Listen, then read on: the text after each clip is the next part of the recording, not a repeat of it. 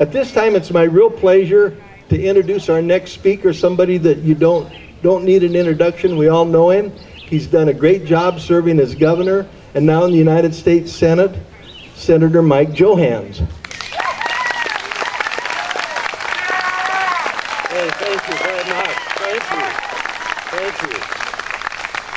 Thank you very much. That's great. Nice warm welcome.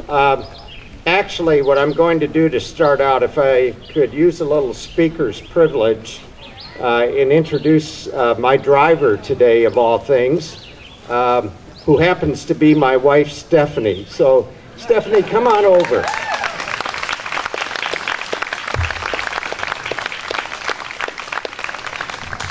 People say to us, gosh, you've done these things and your life must be so different.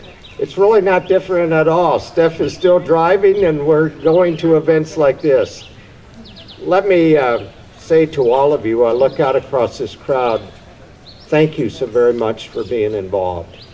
I can't tell you how good it makes me feel to see citizens engaged in the process of sending this country in a different direction than where it is at today.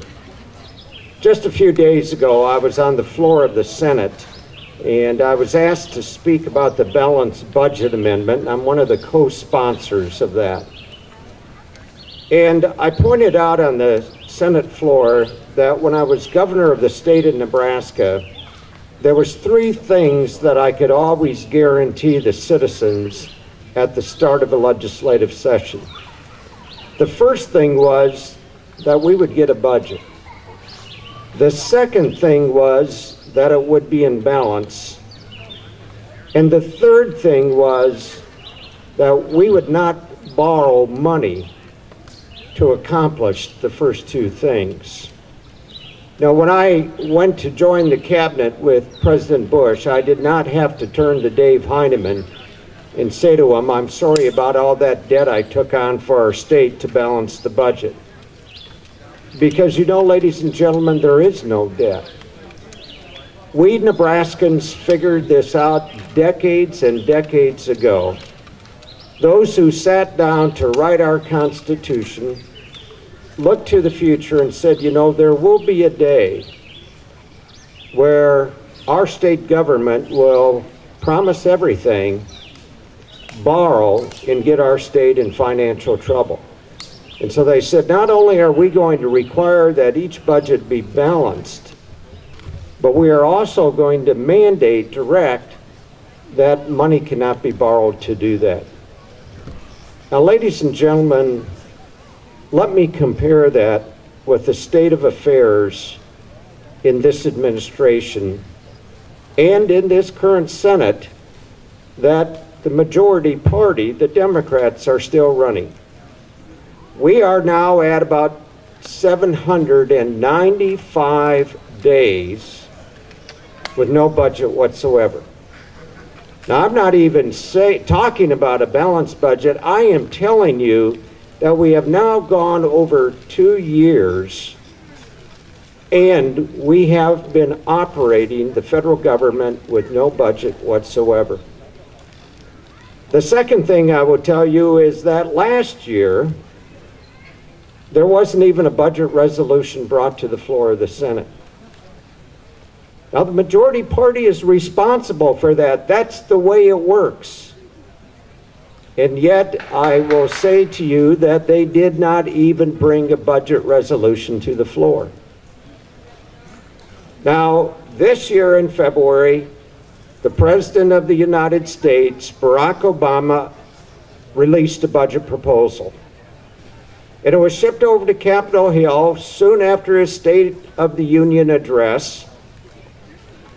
And we thought that there was no credibility to the proposal whatsoever. So we said, let's vote on it. Let's bring this to the floor and see who's for this. Because it runs up this year $1.6 trillion worth of debt.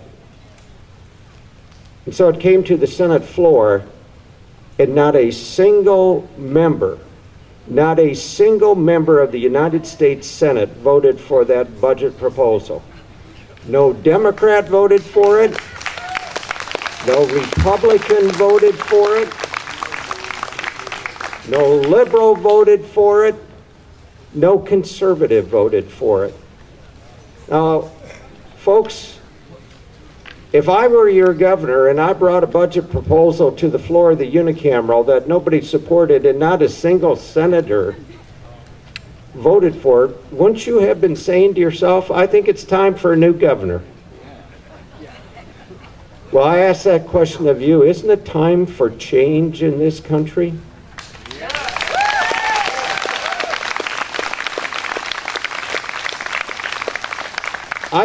I know you well enough that I believe like you do. Do you think we should continue to run annual deficits of over $1 trillion year after year? No. Absolutely not, because you know what? We know where that's going to end up. That's going to end up on the backs of our children and our grandchildren. Now, I want to leave you with a hopeful message. I look at these deficits, I look at who's in the White House, I look at who's still in control of the Senate, and I want to leave you with a hopeful message. All across this great nation, people are organizing just like you. And there's a common message from state to state. And that common message is something I said at this event about a year ago. The message is, we want our country back.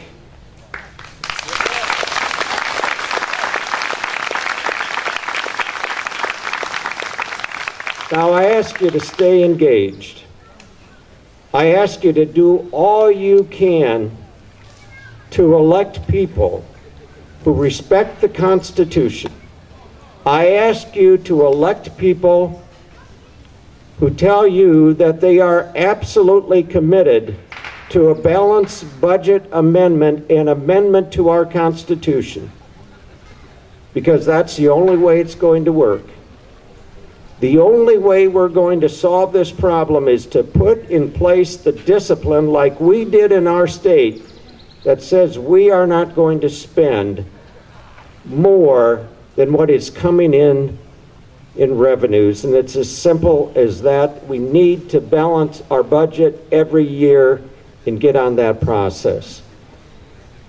If we head in a direction of returning fiscal sanity to this country, if we head in a direction of respecting our Constitution, then I promise you that your efforts won't be in vain.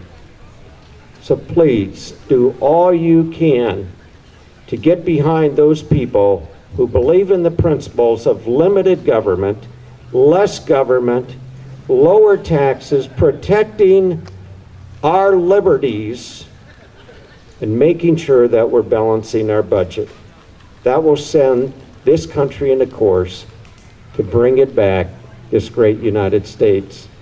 Thank you for having me here today. God bless you all.